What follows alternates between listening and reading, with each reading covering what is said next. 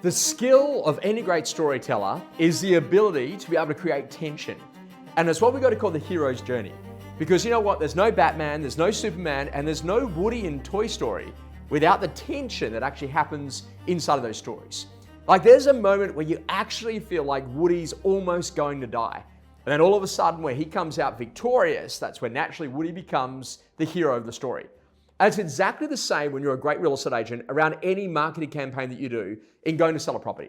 Because you've got to have that creative tension at exactly those right moments so that by the time you actually get to auction day, it becomes euphoric. And this is a really important conversation because during the course of any listing campaign, no seller actually thinks that they're competing with other properties.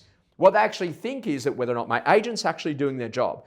They don't necessarily know about what's being listed, what's being sold, or what's had a price reduction. And so your skill as a great agent is to make sure that you really help them to understand what's actually happening at a benchmark level. Now, when you go to think about benchmarks, I think about inquiries and inspections and second inspections, people requesting changes to terms and ultimately offers during the course of the campaign.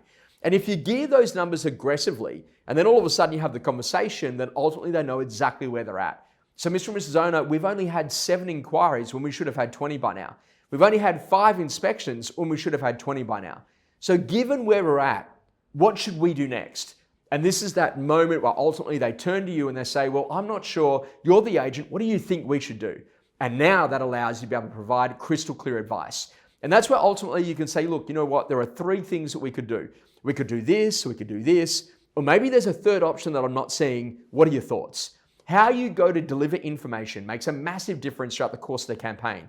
Whether or not they listen to your advisory and whether or not they actually take it on board and go and do something with it.